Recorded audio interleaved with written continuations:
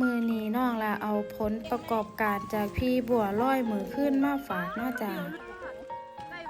ตื่นแต่เช้าไปยามตรงเนาะจ้ะแต่บ่แม่นตรงน้องหลาแต่ตรงเขาเจ้าเพิ่นได้ฝากมาเพิ่นก็มาสู่น้องหลากินเพราะว่าอยู่ข้างเฮียนน้องหลาแม่จ้ะเป็นคือในคลิปเลยจ้ะมีทั้งปลาซิ่วปลาคอแล้วก็ปลาเข็ง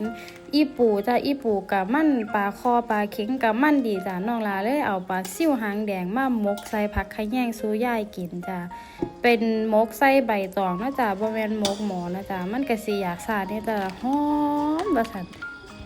น้องล่ะใส่ลูกโดดแท่นเนื้อจะใส่บักพริกบ่หลายเพราะว่าย่ายเถาเรากินน้ำย่ายเถาเรามากินมกปลาซิ่วเนาะจ้ะอย่างแบบนี้เลยหอมๆจ้ะแล้วก็แกะสู้ย่ายกินย่ายถึกใจบักคักเลยจ้ะกินเขาได้บักหลายเลยจ้ะอุ้ยควรหอม